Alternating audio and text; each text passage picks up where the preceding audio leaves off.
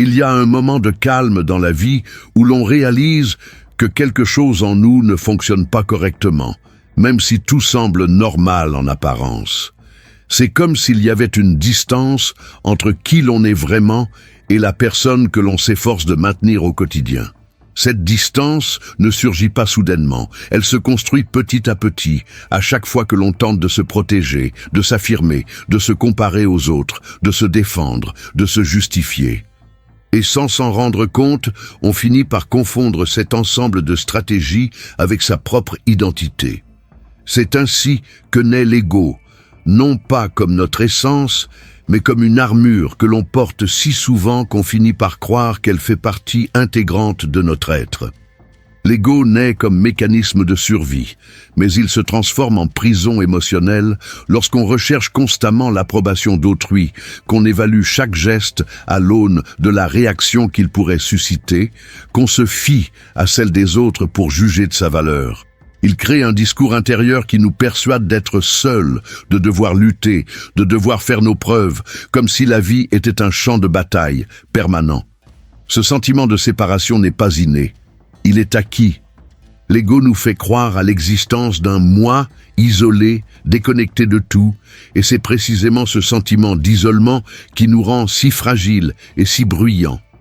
Le paradoxe, c'est que plus on protège son ego, plus on se sent vulnérable. Il exige reconnaissance, attention, garantie. Et quand le monde ne réagit pas comme prévu, on a l'impression de perdre pied. C'est à ce moment précis que l'illusion se dévoile. Si c'était vraiment nous, rien de ce qui se passe à l'extérieur ne pourrait autant ébranler notre monde intérieur. Mais l'ego est fait d'attentes, et les attentes sont instables. Elles changent sans cesse. Elles ne sont jamais complètes, jamais satisfaites. C'est pourquoi, quand les choses ne se déroulent pas comme prévu, la réaction est toujours disproportionnée. L'ego ne sait pas appréhender la réalité. Il ne sait appréhender que l'idée qu'il s'en est faite. Le plus curieux, c'est que cette illusion de séparation vous pousse à tout interpréter comme une attaque personnelle. La critique est perçue comme une menace, le silence comme un rejet, le changement comme un abandon. Ainsi, sans vous en rendre compte, vous adoptez une attitude défensive, comme si quelqu'un était constamment sur le point d'envahir le territoire que vous tentez de protéger. Mais de quel territoire s'agit-il ? En y regardant de plus près, vous réalisez qu'il ne s'agit que d'une image mentale, le personnage que vous croyez être, les idées que vous défendez comme des vérités absolues, les histoires que vous avez inventées pour justifier votre souffrance et vos choix. L'ego s'approprie tout, vos réussites, vos peurs, vos échecs, vos comparaisons. Il ne veut pas simplement que vous soyez quelqu'un, il veut que vous soyez quelqu'un de reconnaissable. Il veut une forme, une définition, un contrôle. Mais plus vous essayez de vous conformer à ce moule, plus l'image devient pesante. Certaines personnes passent leur vie entière à maintenir des identités qui n'ont plus aucun sens, simplement par peur d'admettre qu'elles ont changé. D'autres défendent des idées auxquelles elles ne croient plus, car l'ego craint de perdre le petit territoire psychologique qu'il a conquis. Il préfère vous maintenir prisonnier de ce qui vous fait souffrir plutôt que de vous permettre de découvrir qui vous êtes sans cela. Lorsque vous commencez à percevoir cette dynamique, quelque chose en vous change. Ce n'est pas une illumination mystique, ni un déclic miraculeux. C'est simplement la clarté de comprendre que vous n'êtes pas cette structure qui réagit constamment. Vous n'êtes pas cette voix qui a besoin d'avoir raison, d'être vue, de gagner. L'ego hurle car il sait qu'il n'a aucune substance réelle. Il dépend de votre attention constante pour continuer d'exister. Et lorsque vous commencez à observer, au lieu de vous identifier, ce mécanisme s'affaiblit. Une sensation nouvelle, presque étrange, surgit. Le sentiment qu'il existe un espace entre ce que vous ressentez et ce que vous êtes. Et cet espace, c'est la liberté. Cette liberté n'est ni de l'arrogance, ni un détachement froid vis-à-vis des émotions, ni de l'indifférence. C'est simplement la compréhension qu'il n'est pas nécessaire de réagir automatiquement à tout. Il n'est pas nécessaire de prouver quoi que ce soit. Il n'est pas nécessaire de gagner chaque débat. Il n'est pas nécessaire de porter le poids du jugement d'autrui comme s'il s'agissait d'un décret définitif régissant votre existence. Lorsque cette clarté apparaît, même les relations se transforment. Le conflit cesse d'être une guerre entre deux identités et devient simplement la rencontre de deux perspectives. On cesse de tout prendre personnellement car on réalise que l'ego de l'autre personne cherche lui aussi à se protéger, lui aussi à exister. Et c'est là que réside la véritable force, non pas celle qui s'impose, mais celle qui n'a pas besoin de se défendre. Vous commencez à ressentir qu'il existe quelque chose de plus profond que cette image instable que l'esprit s'efforce de maintenir. Il y a une présence silencieuse et constante qui ne dépend ni des louanges, ni de l'attention, ni du contrôle. Cette présence, c'est vous. Et elle n'est pas séparée du monde, elle n'est pas isolée, elle n'est pas seule. Elle fait partie du flux naturel de la vie, ce même mouvement qui traverse toute chose et tout être. Lorsque vous prenez conscience de cela, l'ego cesse d'être un ennemi et devient un simple mécanisme. Il peut encore apparaître, mais il ne commande plus. Il ne dicte plus qui vous êtes. Il ne détermine plus votre valeur. C'est à ce moment précis que l'illusion se dissipe. Non pas lorsque vous détruisez l'ego, mais lorsque vous cessez de croire que c'est vous. Et lorsque cette compréhension s'installe, même subtilement, elle ouvre la voie à quelque chose de bien plus grand. La découverte de votre vérité intérieure, celle qui n'a besoin ni d'applaudissements, ni de contrôle, ni de comparaison.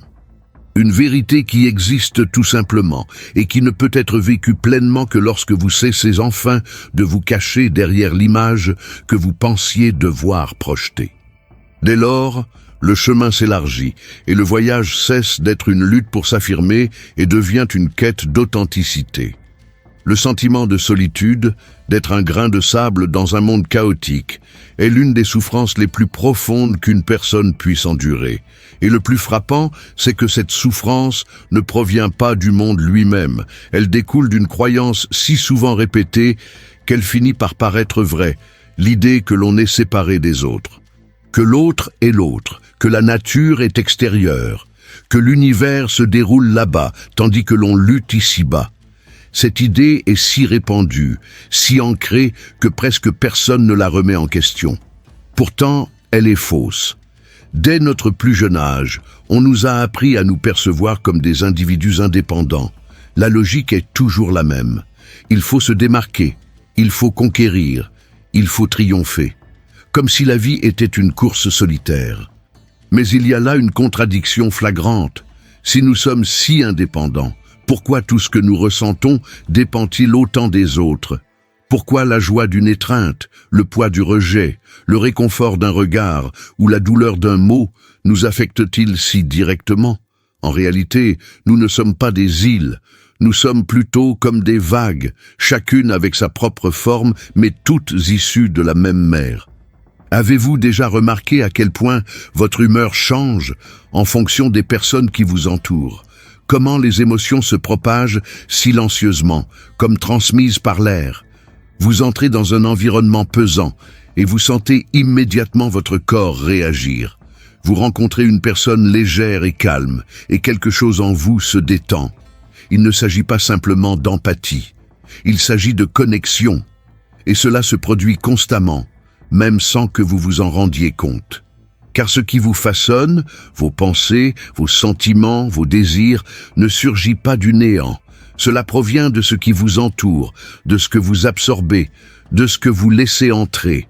Cela signifie que ce que nous appelons « moi » est, dans une large mesure, façonné par le tout. Spinoza comprenait cela avec une clarté qui remet encore en question les conceptions modernes de l'identité. Pour lui, tout ce qui existe est une seule et même substance, une seule et même réalité. Il n'y a pas de séparation entre vous et l'univers.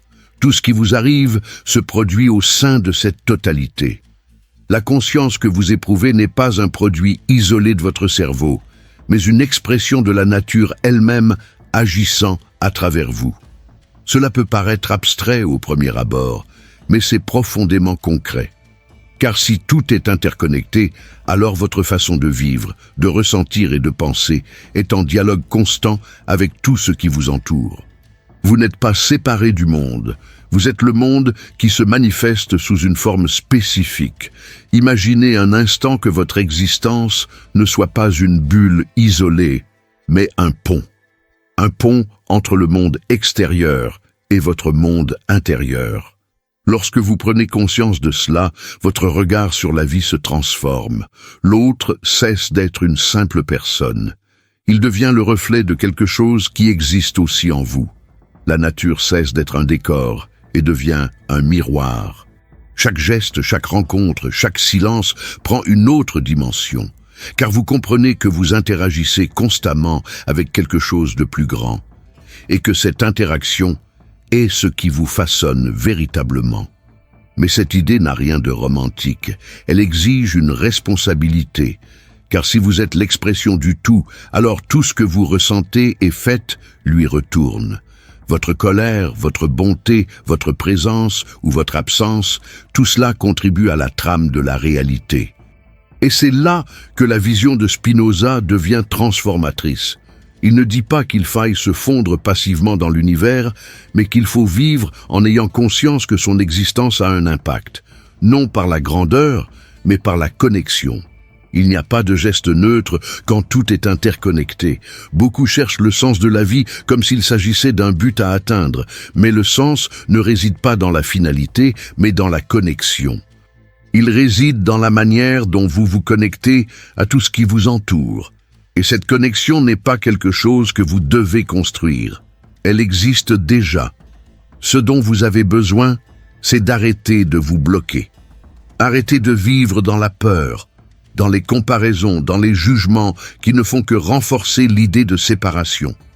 Arrêtez de croire que vous devez vous démarquer pour avoir de la valeur, alors qu'en réalité, votre valeur réside précisément dans votre appartenance à ce tout.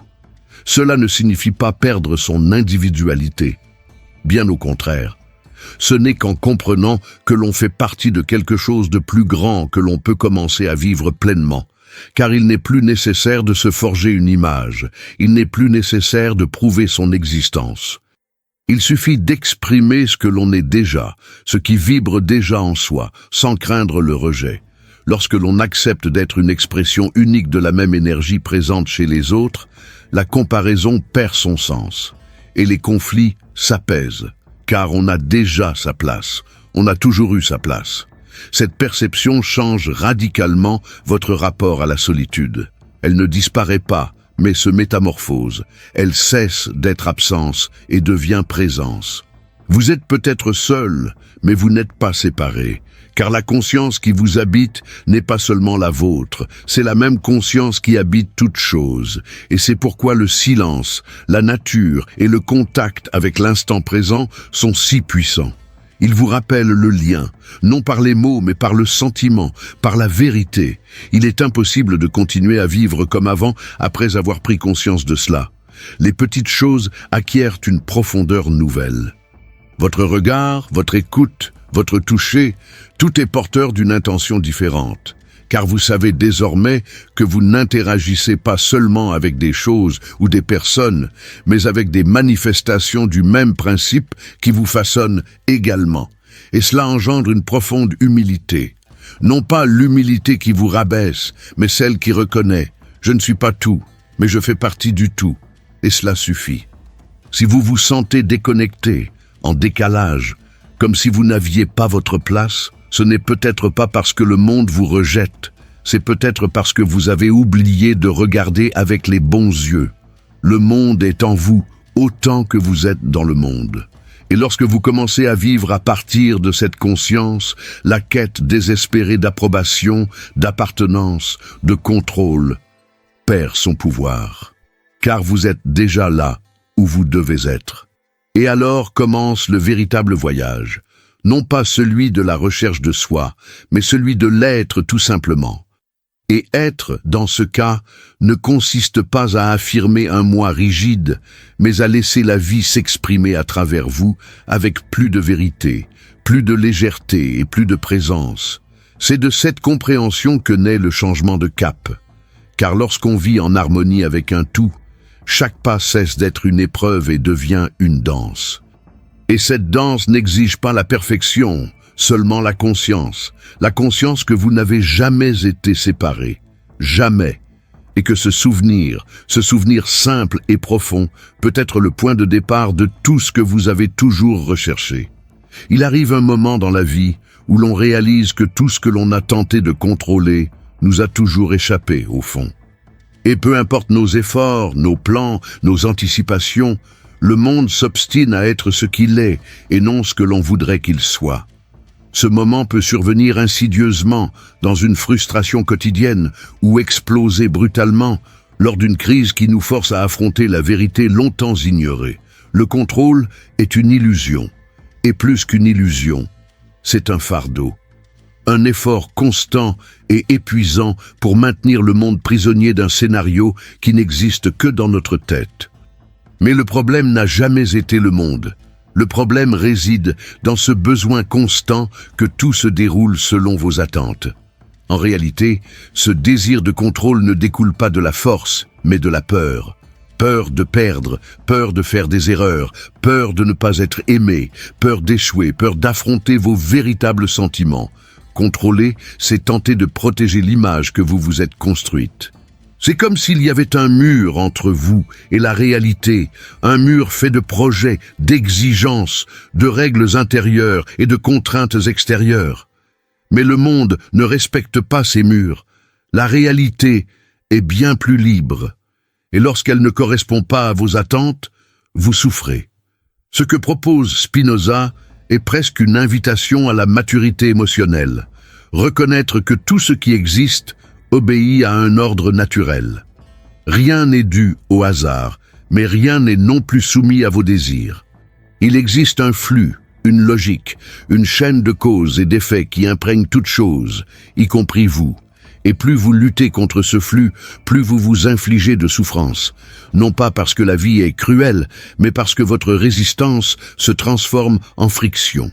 Vous vous mettez à ramer à contre-courant, essayant de tout faire graviter autour de vos désirs, comme si l'univers devait obéir à vos peurs déguisées en objectifs. Et le plus étrange, c'est que bien souvent, on ne se rend même pas compte qu'on est pris au piège de ce schéma. Le besoin de contrôle ne se limite pas à vouloir maîtriser les situations. Il s'agit aussi de vouloir s'assurer que personne ne vous désapprouve, d'anticiper toutes les réactions, d'éviter tout malaise émotionnel. C'est relire et corriger un message 10 fois par peur d'être mal compris. C'est cacher ses sentiments pour ne pas paraître faible. C'est planifier chaque étape de sa vie comme si tout ne reposait que sur la volonté. Mais derrière cette rigidité se cache une vérité dérangeante. La peur de ne pas savoir comment gérer l'imprévisible. La peur de laisser la vie révéler ce qu'on ne peut toujours pas accepter. Mais vouloir tout contrôler ne vous rend pas plus fort. Le plus souvent, cela vous rend moins présent. Pendant que votre esprit s'efforce de faire en sorte que tout se déroule comme vous le souhaitez, vous ne remarquez pas ce qui se passe déjà. Vous n'écoutez pas vraiment l'autre personne. Vous ne ressentez pas pleinement l'instant présent. Vous devenez quelqu'un qui a toujours une longueur d'avance, qui cherche constamment à prédire, corriger, anticiper.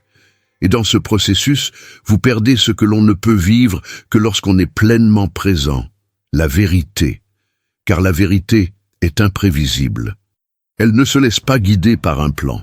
Elle ne se plie pas à vos désirs. La vérité est ce qui demeure lorsque tous les masques tombent, lorsque toutes les justifications sont épuisées, lorsque vous cessez de prétendre savoir exactement ce que vous faites. C'est à ce moment précis que la philosophie de Spinoza résonne avec force. Il ne parle pas d'un monde idéal où tout est parfait et maîtrisé. Il parle d'un monde réel où tout ce qui arrive a une raison, même si vous ne la comprenez pas encore. Et vivre en paix, ce n'est pas modeler le monde à son image, mais comprendre son fonctionnement et, à partir de cette compréhension, agir avec lucidité. C'est pourquoi le désir de contrôle est une forme de résistance. Résistance à la réalité telle qu'elle est. Résistance aux émotions qui surgissent lorsqu'un problème survient. Résistance au fait qu'on ne peut arrêter le temps, empêcher les gens de changer, ni garantir qu'on sera toujours compris. Et tout cela est difficile à accepter lorsqu'on s'identifie à l'idée qu'il faut tout contrôler pour se sentir en sécurité. Mais la sécurité fondée sur le contrôle est une insécurité déguisée, car un seul petit changement, un imprévu, un échec, une réaction différente, suffit à tout faire s'écrouler. Il y a une différence fondamentale entre agir avec intention et chercher à tout contrôler. Agir avec intention, c'est être pleinement présent, prendre des décisions conscientes, faire des choix en accord avec ses valeurs. Contrôler, c'est tenter de manipuler les résultats, forcer le cours du temps, prédire chaque réaction, éviter tout risque. Une vie vécue dans le contrôle est une vie de tension constante, comme si l'on s'efforçait sans cesse de maintenir un château de cartes en équilibre au milieu d'une tempête. Une vie vécue avec intention, en revanche, est une vie de présence. On avance avec assurance, tout en acceptant ce que l'on ne peut changer. Et dans cette acceptation réside une liberté plus grande que dans n'importe quel contrôle. Ce changement d'attitude ne se produit pas du jour au lendemain. Il exige de se regarder en face et d'examiner honnêtement les moments où l'on s'obstine à vouloir forcer la vie à être ce qu'elle n'est pas.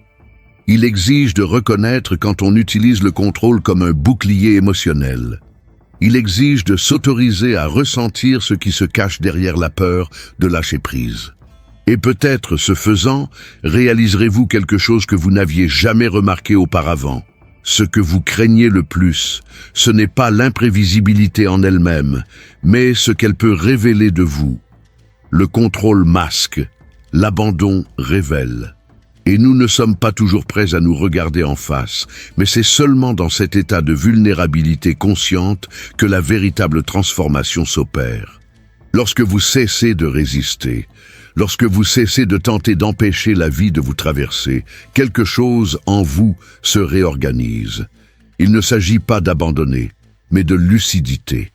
Il s'agit de réaliser que l'on peut vivre pleinement présent, même sans connaître toutes les réponses.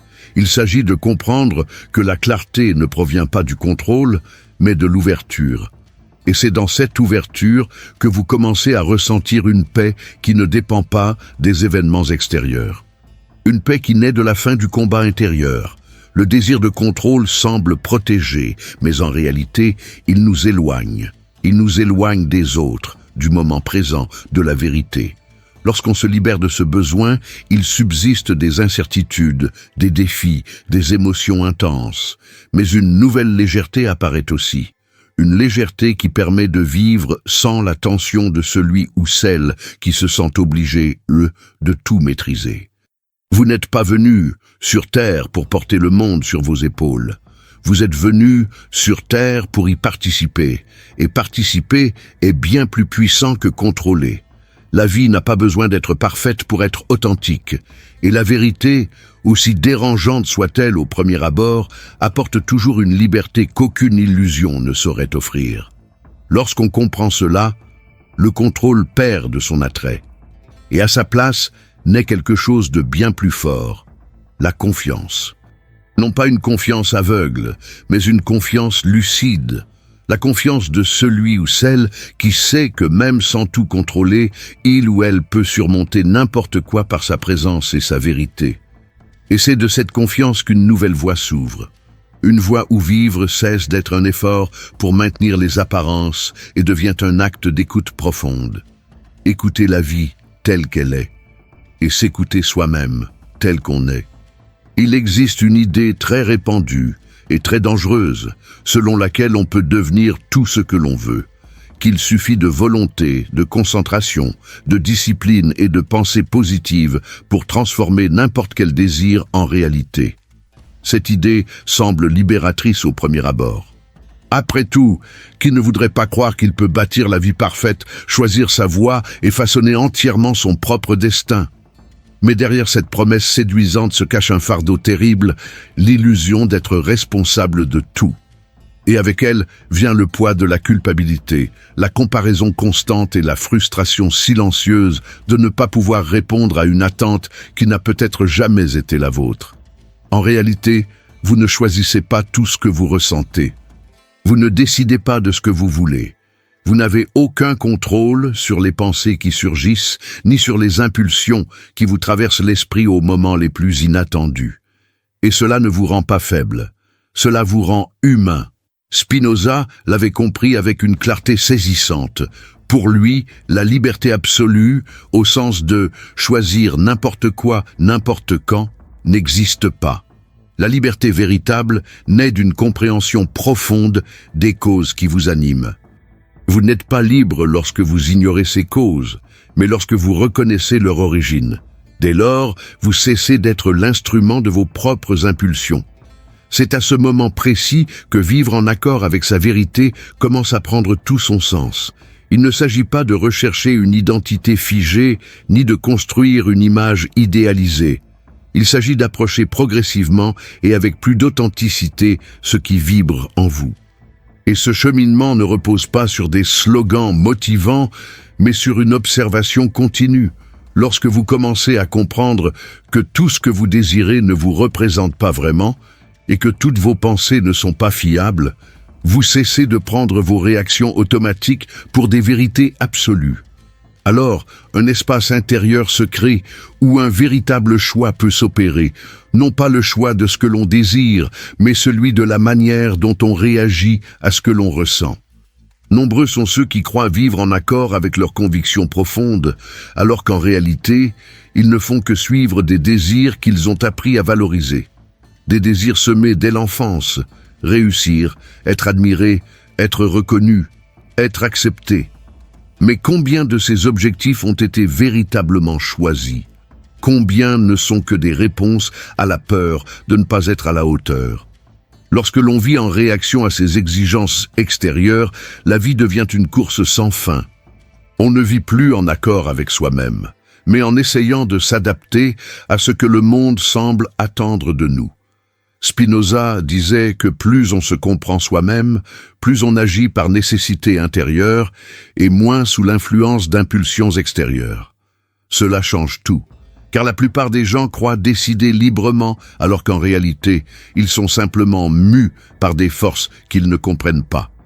Ce qui semble être un choix n'est souvent qu'une répétition. La répétition de schémas, de traumatismes, de croyances jamais remises en question. Ainsi, lorsque vous commencez à vivre en accord avec votre vérité, vous abandonnez en réalité l'illusion de pouvoir être n'importe quoi et devenez pleinement ce que vous êtes déjà, avec une plus grande clarté. Cette lucidité est troublante, car elle vous oblige à admettre que vous n'êtes pas le personnage idéalisé que vous avez construit. Vous êtes un être plein de contradictions, avec des désirs contradictoires, des souhaits qui n'ont pas toujours de sens. Mais c'est précisément à ce moment que la vérité commence à se révéler. Non pas comme une belle idée, mais comme une pratique difficile et libératrice. Vivre sa vérité, c'est laisser ses contradictions émerger, c'est observer sans nier, c'est ressentir sans dissimuler. C'est reconnaître ce qu'il y a de plus intime en vous, même lorsque cela ne correspond pas aux attentes que vous ou les autres avez créées. Et cela exige du courage. Car vivre la vérité signifie souvent accepter la perte de ce qui n'était qu'une image. Cela signifie comprendre que certaines portes resteront fermées, que certains chemins ne sont pas les vôtres, que certaines personnes prendront leur distance lorsque vous cesserez de vous modeler pour plaire aux autres. Mais cette perte est nécessaire, car à la place de ce qui était faux naît ce qui est vivant. Une force silencieuse naît qui n'a pas besoin de faire ses preuves. Une présence qui ne dépend pas des applaudissements, une direction qui n'a pas besoin d'être justifiée. Vivre ainsi n'est pas confortable. C'est simple, mais pas facile. Car la société valorise les apparences. Elle récompense ceux qui s'adaptent. Elle célèbre ceux qui répètent ce qui a déjà été approuvé. Et vous aurez souvent l'impression d'aller à contre-courant. Vous aurez le sentiment de prendre du retard, d'échouer, de perdre quelque chose. Mais, en réalité, vous n'abandonnerez que ce qui ne vous a jamais appartenu. Et c'est dans ce dépouillement que votre vérité commence à se révéler plus clairement. Elle ne surgit pas comme un éclair, elle ne se présente pas sous forme de formule. Elle se manifeste par fragments, dans les silences, dans de brefs instants d'harmonie intérieure que vous seul pouvez percevoir.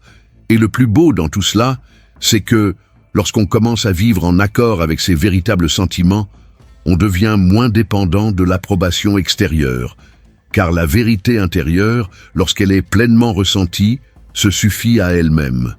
Elle peut parfois engendrer la solitude, mais elle n'est jamais vide. Elle peut faire mal, mais elle n'emprisonne pas. Elle peut créer des ruptures, mais elle ne vous coupe jamais de vous-même. Au contraire, elle vous reconnecte à ce qui a toujours été là, mais que vous avez dû si souvent faire taire pour vous intégrer à des rôles qui n'étaient pas les vôtres. L'illusion du libre arbitre est, en pratique, un fardeau. Elle vous fait croire que si quelque chose tourne mal, c'est entièrement de votre faute. Que si vous n'êtes pas heureux, c'est parce que vous ne faites pas assez d'efforts. Que si vous vous sentez perdu, c'est parce que vous manquez de clarté quant à votre objectif. Mais c'est un piège. Car souvent, ce que vous appelez une erreur n'était qu'une étape nécessaire pour renoncer à un désir qui n'était pas le vôtre.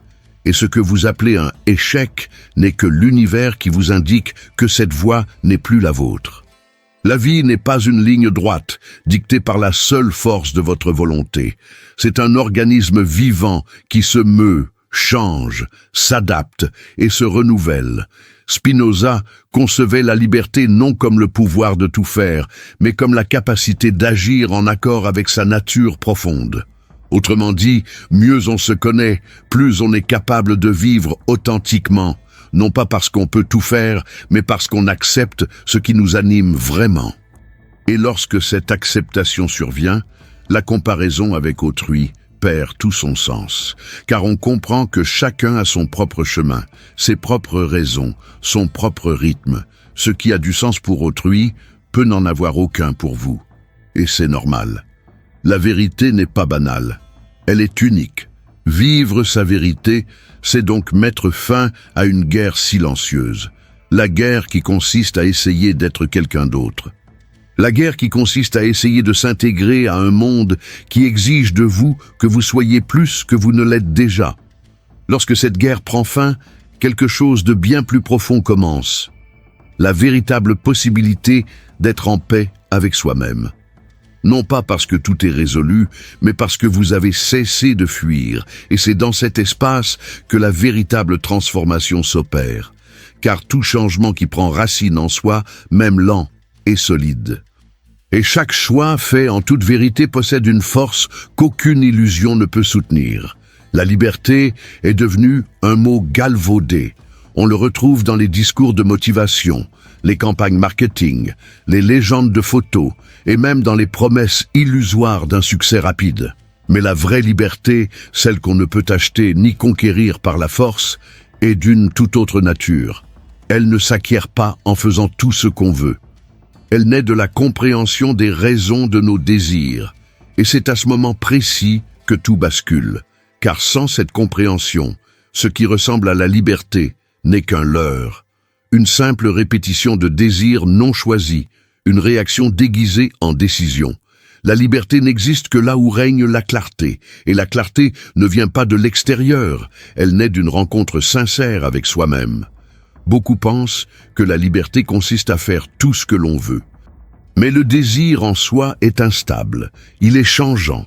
Ce que vous désiriez il y a 5 ans peut sembler dénué de sens aujourd'hui. Et vos convictions actuelles pourraient bientôt être obsolètes. Cela s'explique par le fait que le désir n'est que la partie émergée d'un processus bien plus profond. Il résulte d'un réseau complexe d'expériences, de traumatismes, d'influences, de souvenirs, d'attentes, de peurs et de schémas répétitifs. En comprenant cela, on réalise qu'agir uniquement sur un coup de tête peut être le chemin le plus court vers l'éloignement de soi-même. Spinoza propose une vision radicale et lucide. Il affirme que seuls ceux qui se comprennent eux-mêmes sont libres. Car ce qui n'est pas compris nous contrôle. La peur que nous ne voyons pas nous domine. L'insécurité que nous ignorons nous détermine. Le désir que nous ne questionnons pas nous entraîne vers le bas. Nous pouvons même croire maîtriser la situation. Mais si nous ne comprenons pas les causes de nos choix, nous ne faisons que suivre un scénario que nous n'avons même pas écrit. Et plus effrayant encore, il arrive que nous défendions avec passion des idées qui ne provenaient même pas de nos véritables sentiments, mais qui ont été semées par des environnements, des personnes ou des schémas dont nous avons oublié l'origine. La connaissance de soi est un processus de déconstruction. Non pas par la violence, ni par la précipitation, mais par la patience et la pleine conscience. C'est comme allumer la lumière dans une pièce où l'on a vécu dans l'obscurité pendant des années. Au début, la lumière est déstabilisante. Il est difficile de regarder en face certaines parties de soi-même qui étaient cachées. Mais avec le temps, on réalise qu'on ne peut prendre soin que de ce que l'on voit. On ne peut guérir que ce que l'on a le courage d'affronter. Et c'est précisément pourquoi ce processus est si libérateur. Il nous redonne le contrôle de notre propre vie. Non pas le contrôle des faits, mais celui de la manière dont nous les vivons. Quand on commence vraiment à se connaître, les réactions automatiques perdent de leur emprise. On réalise qu'il n'est pas nécessaire de répondre avec colère simplement parce qu'on a été attaqué. On comprend que toute critique n'est pas une attaque personnelle.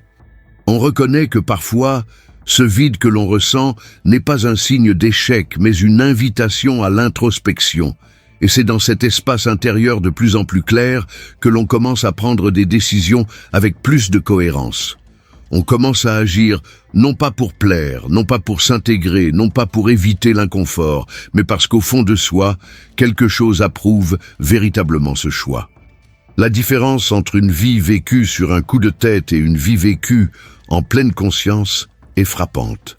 En pilotage automatique, tout nous affecte de manière disproportionnée.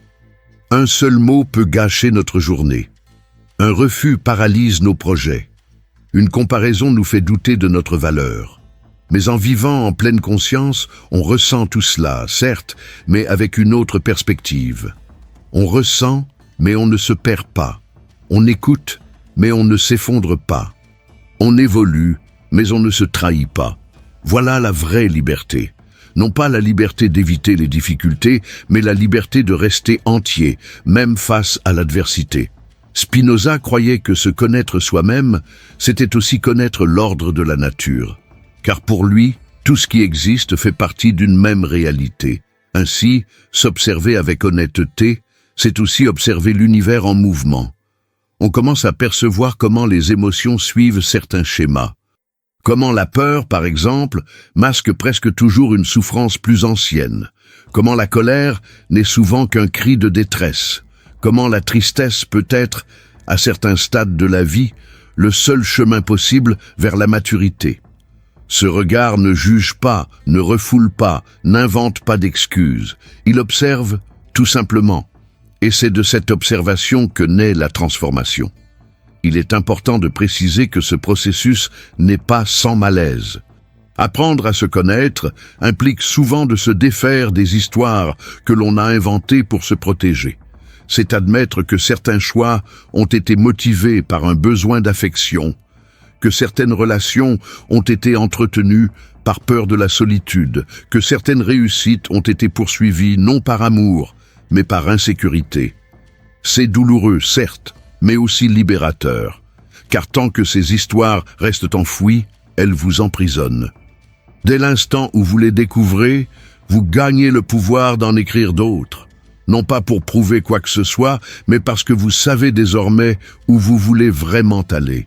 Cette liberté, née de la connaissance de soi, est silencieuse. Elle ne crie pas, elle n'a pas besoin d'être montrée.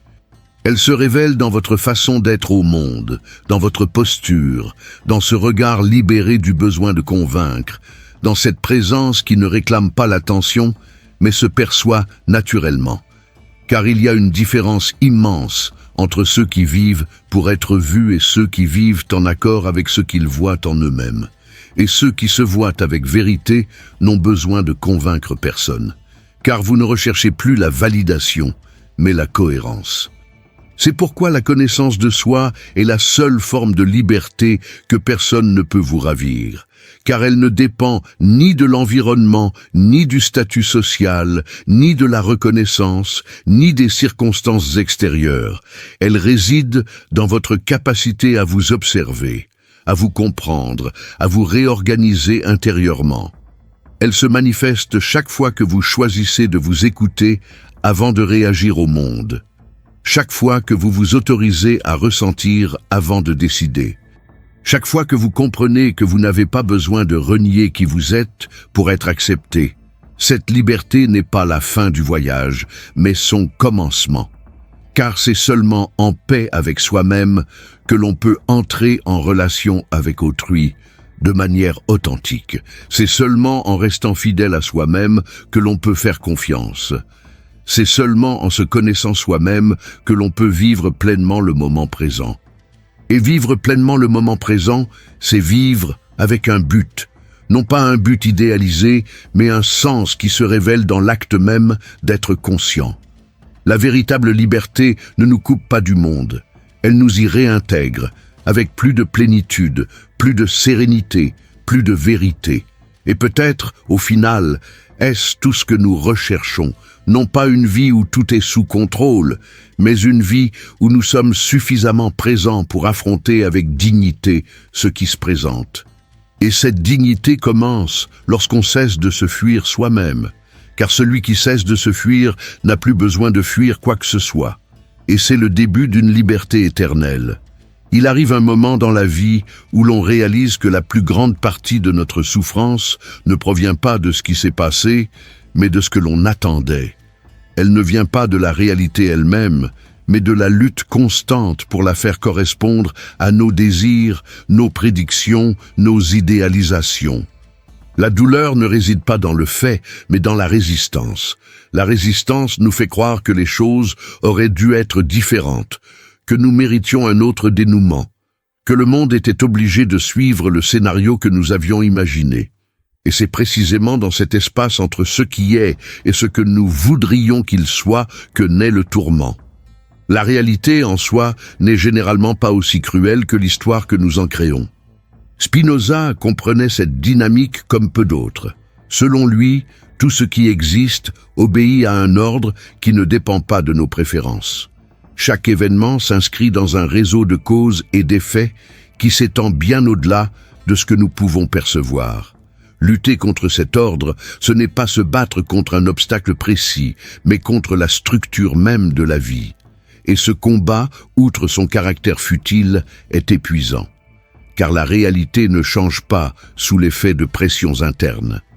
Elle se manifeste exactement comme elle doit se manifester à un instant donné, même si la raison de cette manifestation nous demeure encore invisible.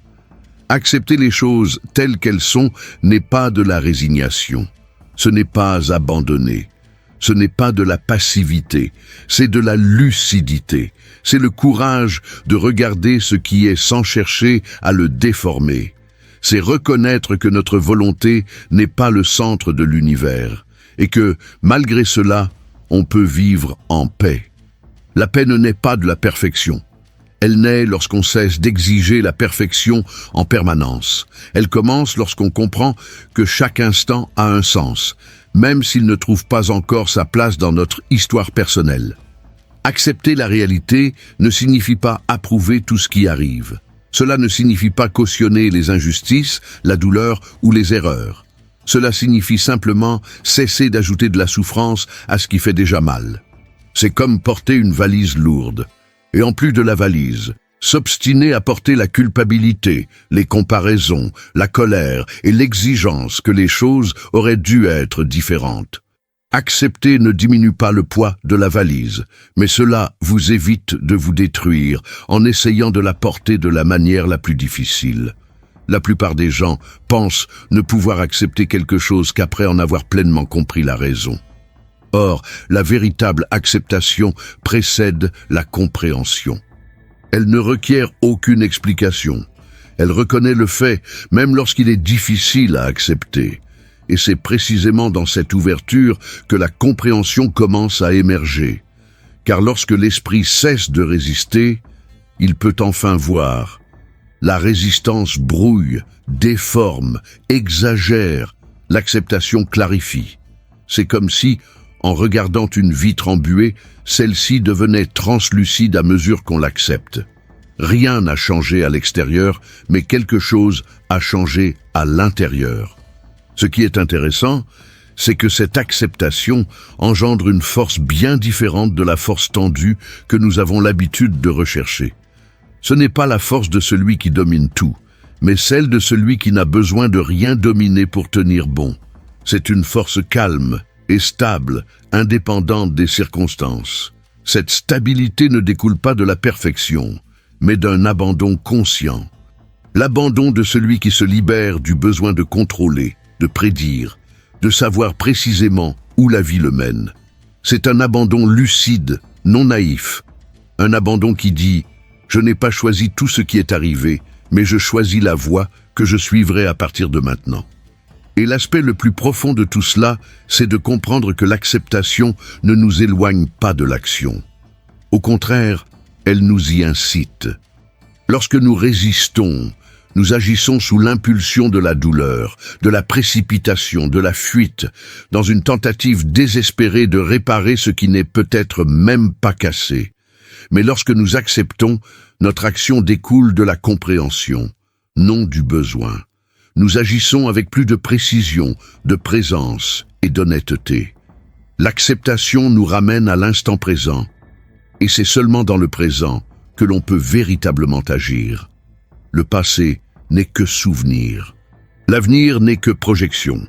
Le présent est le seul moment de la vie où nous existons vraiment. Souvent, la résistance naît de la conviction qu'accepter signifie renoncer à ses désirs. Or, c'est tout le contraire. Cesser de lutter contre l'existant ouvre la voie à de nouvelles perspectives. La résistance aveugle, l'acceptation ouvre les yeux, et seuls ceux qui voient clair peuvent changer les choses. La résistance affirme « cela ne devrait pas être ainsi ». L'acceptation affirme « c'est ainsi, et à partir de maintenant, que puis-je faire ?» Un simple changement d'attitude, mais une transformation profonde. Cette acceptation modifie aussi votre rapport à vous-même.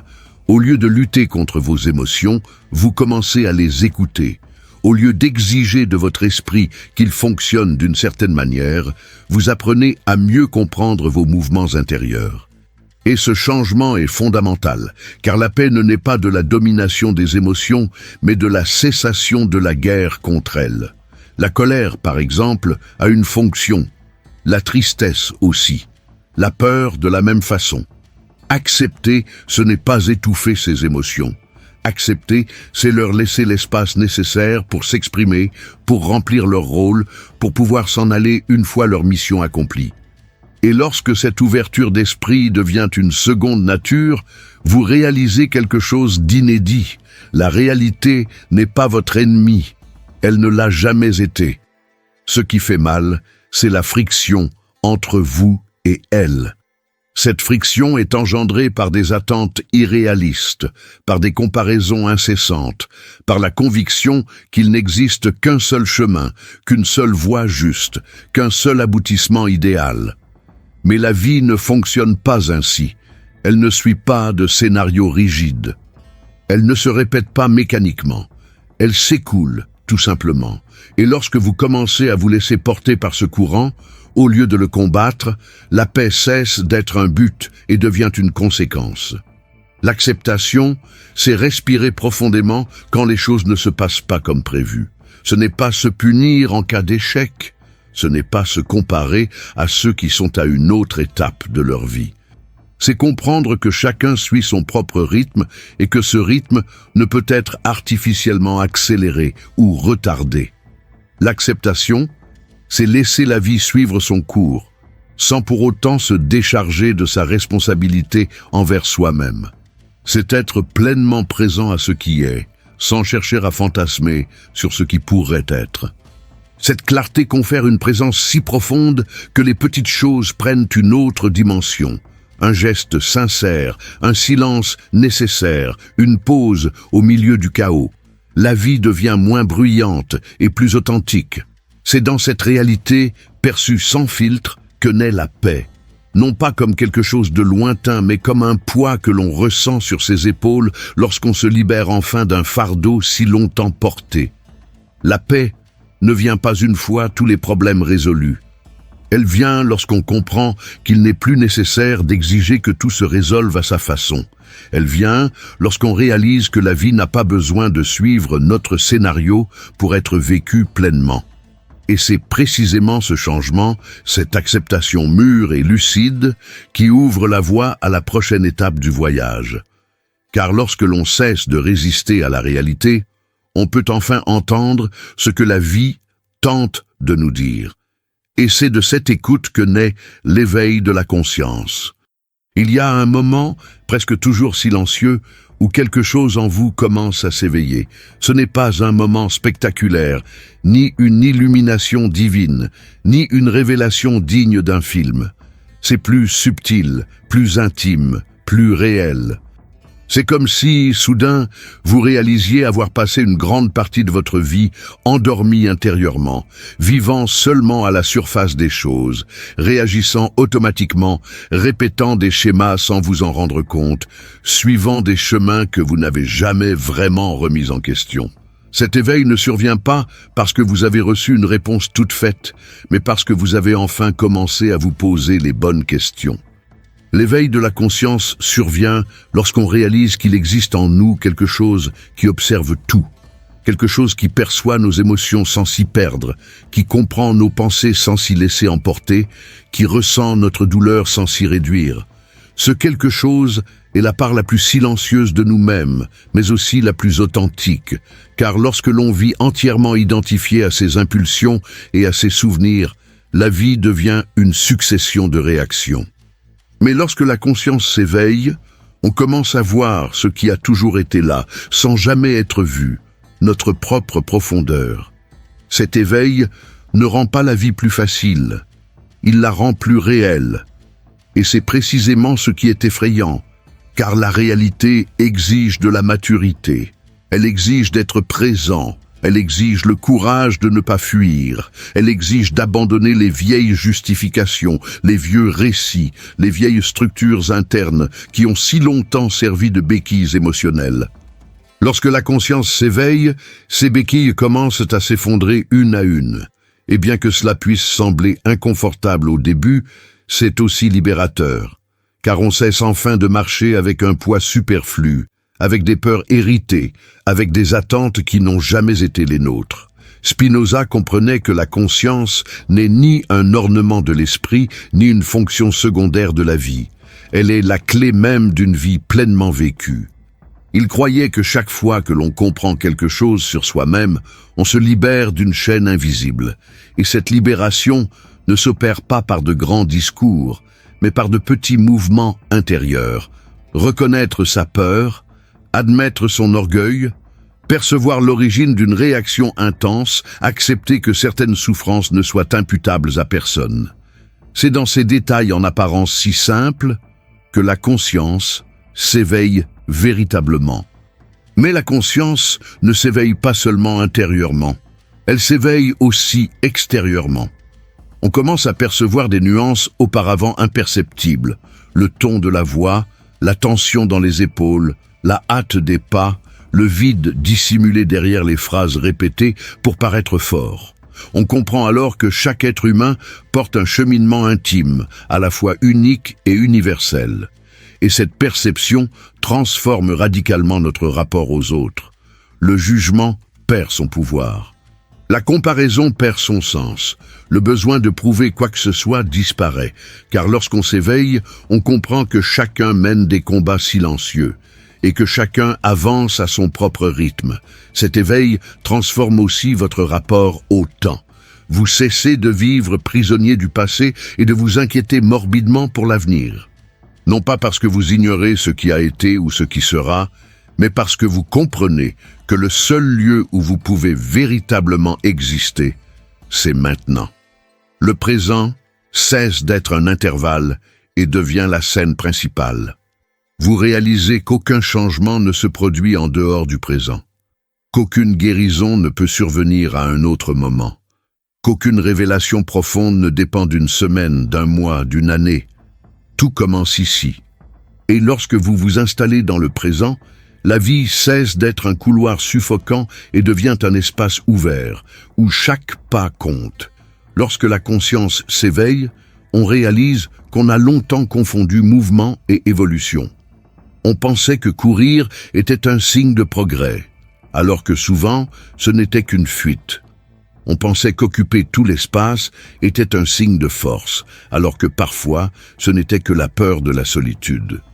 On pensait que collectionner les accomplissements était un signe de maturité, alors que certains n'étaient que des tentatives pour combler des vides que seule la présence intérieure pouvait résoudre. L'éveil nous révèle cela non pour nous condamner, mais pour nous libérer, pour nous redonner la possibilité de vivre plus authentiquement avec nous-mêmes. Un autre aspect profond de cet éveil est la compréhension que tout n'a pas besoin d'être expliqué. L'esprit humain éprouve un besoin intense de comprendre, de catégoriser et d'étiqueter, mais la conscience éveillée perçoit qu'il existe des choses qui n'ont pas besoin d'être nommées pour être réelles. Il existe des sensations qui parlent plus fort que n'importe quelle théorie. Il existe des intuitions qui surgissent sans logique apparente, mais qui recèlent une sagesse que la raison ne saurait atteindre. Il existe des mouvements intérieurs qui se produisent simplement, et il suffit de les laisser être ce qu'ils sont. La conscience éveillée ne cherche pas à contrôler chaque détail. Elle écoute. Et cette écoute est l'une des expressions les plus profondes de l'intelligence. Cet éveil n'est cependant pas une finalité, c'est le début d'un chemin sans fin. Chaque niveau de conscience en révèle un autre. Chaque perception ouvre la voie à une perception encore plus profonde. Chaque vérité découverte éclaire une autre vérité qui était cachée. La conscience éveillée n'est pas un état statique, mais une expansion continue. Et cette expansion exige de l'humilité. L'humilité de reconnaître que l'on ne se connaît pas entièrement, que l'on porte encore des zones d'ombre, que l'on réagit encore parfois sans le comprendre. Mais, au lieu de s'en servir comme prétexte à la culpabilité, il s'agit d'y puiser la motivation de poursuivre son chemin. Lorsque cette perspective plus éveillée s'intègre à votre être, la vie prend un autre rythme. Vous agissez avec plus d'intention, vous parlez avec plus d'attention, vous ressentez avec plus de profondeur. Rien de tout cela n'est forcé. C'est naturel, c'est la conséquence d'une conscience accrue, et cette conscience transforme même les moments difficiles. Ils cessent d'apparaître comme des punitions et commencent à être perçus comme des étapes. Ils n'atténuent pas la douleur, mais ils atténuent le désespoir. La conscience éveillée ne vous protège pas de la vie, mais elle vous permet de la traverser avec plus de plénitude. Et c'est précisément cette plénitude qui ouvre la porte à quelque chose d'encore plus grand. Vivre en toute authenticité, car seuls ceux qui sont prêts à cesser d'être spectateurs d'eux-mêmes s'éveillent.